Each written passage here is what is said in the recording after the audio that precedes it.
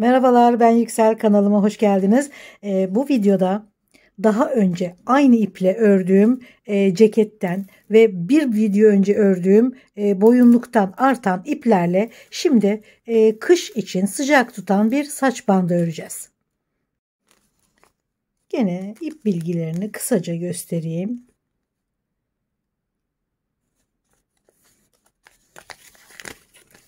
...100 gram, 195 metre, ip numarası 1.9 ve 5 milim şiş kullanacağım.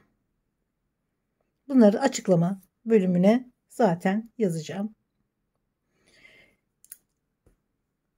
Biraz geniş bir bant öreceğiz şimdi. Yaklaşık 11-12 santim kadar. Yani 12 santimi pek geçmeyin. 10 ile 12 santim arasında bir bant örmeye başlayacağız.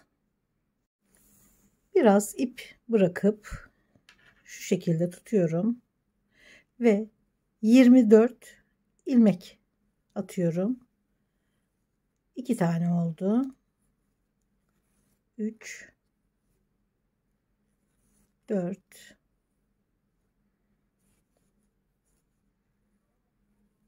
5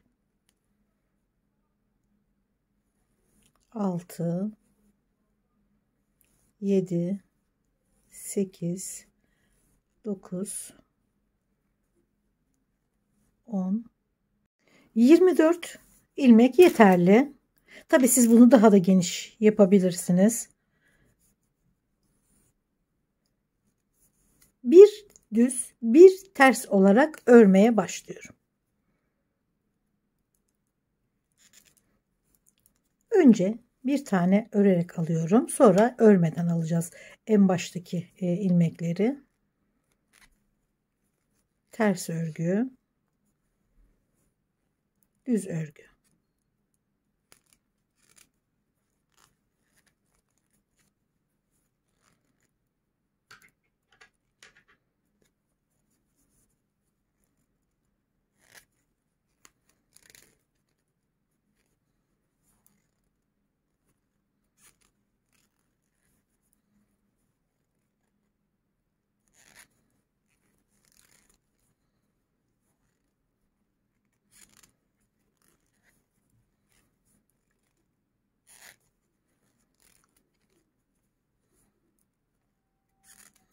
Bu şekilde sırayı tamamlıyorum. Bir ters, bir düz.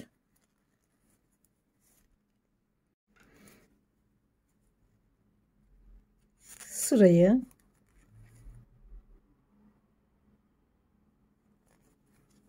bu şekilde bitiriyorum.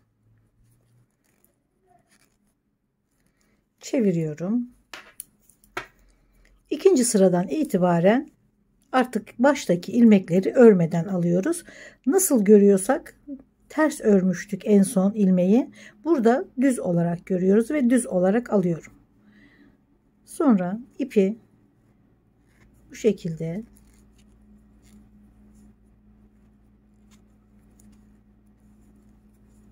ben bu şekilde örüyorum. İpi bir öne bir arkaya alarak, ama daha kolay örenler vardır.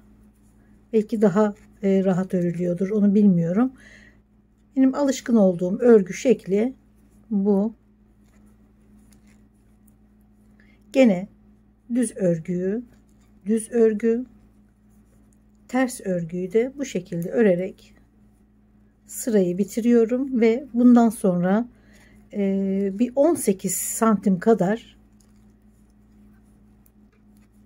örmeye devam ediyorum.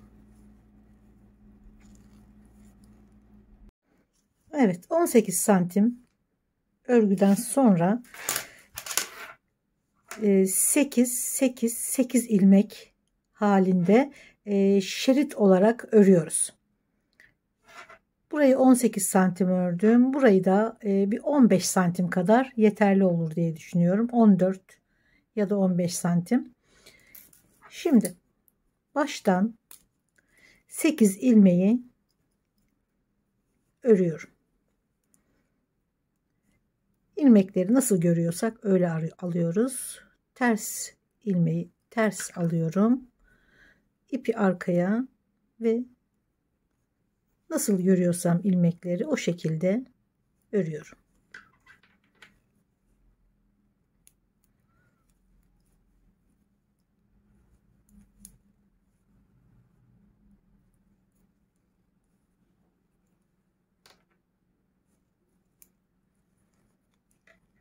İki, 4, 6, 7 ve 8 çeviriyorum.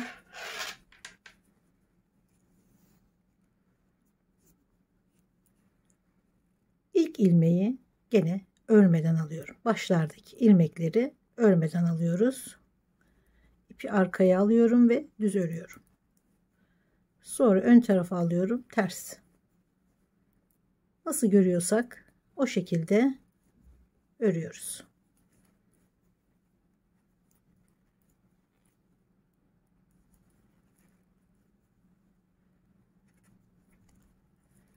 Çeviriyorum.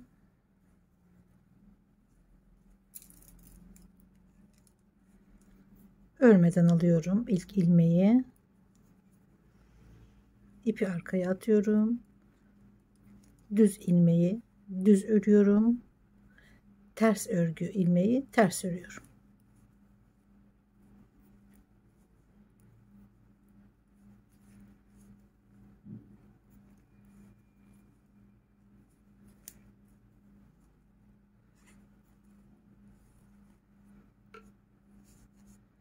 Gene çeviriyorum.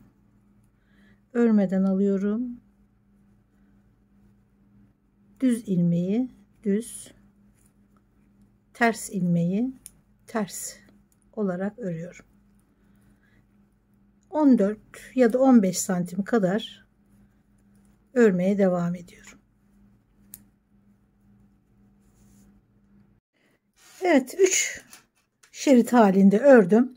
Hepsi aynı boyda. Buna şekil veriyoruz şimdi. 4 harekette şekli bitiriyoruz. Hep yanlardaki duran şeritleri ortaya alarak. Bunu alıyorum ortaya.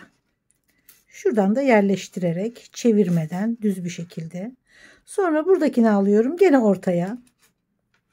2. Gene alıyorum ortaya. 3. Gene aldım ortaya. 4. Bu kadar.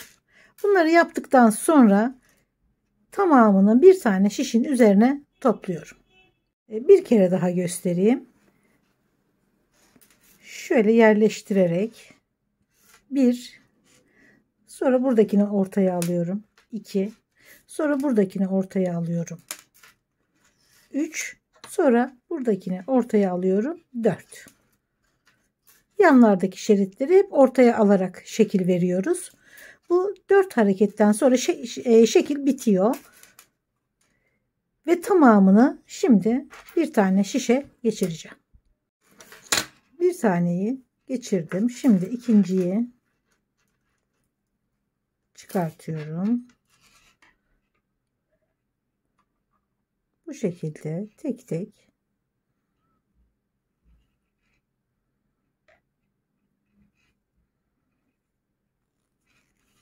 şimdi diğerini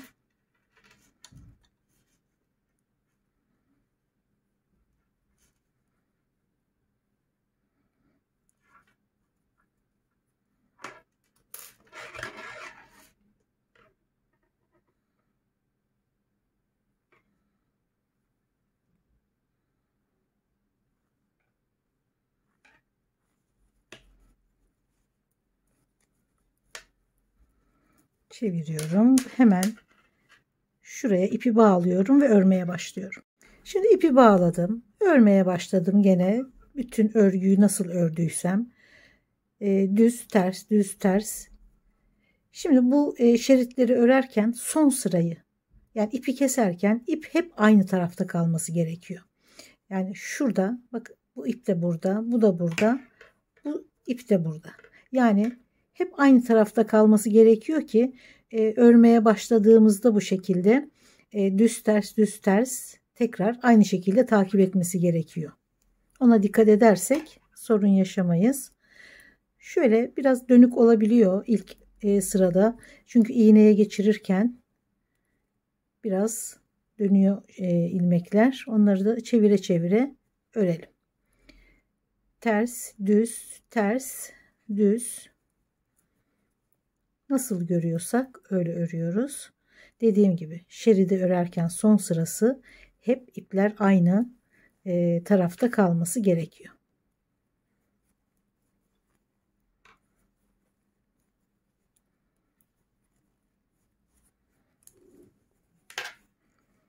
İlk sırayı ördüm. Bu aradaki ipler de şuradan sıkıştırıp sonra düğüm yapacağız ki açılmasın. İçeride yürüterek kaybederiz. Ters örgü.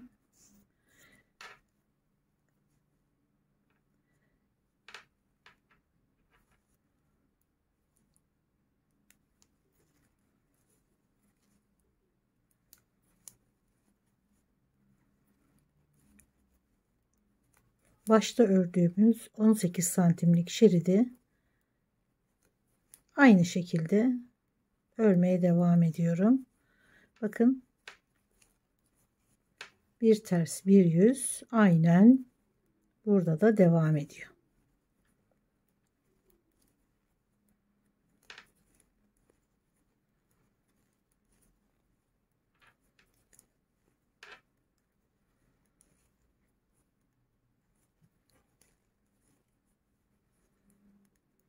İkinci sırada ara iyice kapandı. İlk sırada biraz açık gibi gözüküyor ama ikinci sırada tamamen kapanıyor. İpi de sıkıştırıp arada yürütünce şurada gevşek gibi görünen ilmeklerin hepsi düzeliyor.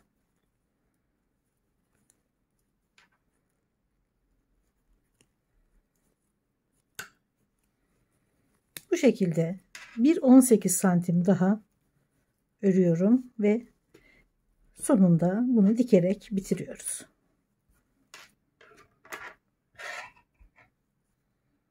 Baş çevresi 56 santim.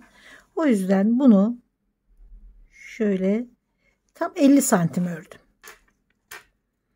6 santim daha az ördüm çünkü çok bol durmaması gerekiyor. Biraz germesi gerekiyor. Çok da değil. Hem gevşek duracak hem sıkmayacak ölçüde olması gerekiyor. O yüzden 6 santim kadar eksik ördüm. Şimdi örgüyü kapatıyoruz. Bu tamamen istediğiniz ölçüyü kendi kafanıza ya da kim takacaksa onun kafasına göre ölçüp ona göre ölçü belirlemek. Şu kısım yetişkinlerde 13-15 santimi geçmesin. Şu desenli kısım. Kenarlar zaten buradaki örgüde 18 santim. Gene 18 santim. Tamamı 50 santim.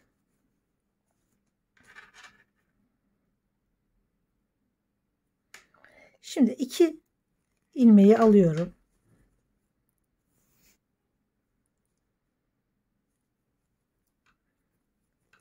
Ters örüyorum.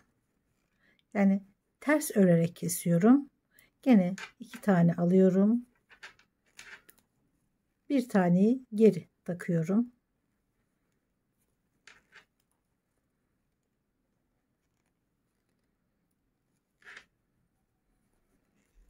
İki taneyi örüyorum.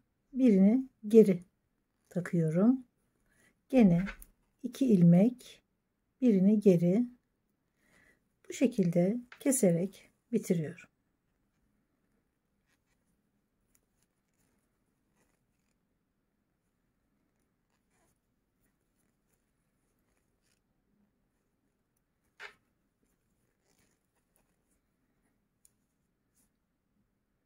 Dikişi yaparken video çekmemiş. Ben de bitirmiş oldum dikişi. Hemen anlatayım. Biraz ip bıraktım keserken. Yün iğnesiyle ilmekleri karşı karşıya diktim. Eni 10 santim. İstediğiniz ölçüde yapabilirsiniz. Ben 10 santim olmasını istedim. 56 santim baş çevresine 50 santim örgüyü ördüm.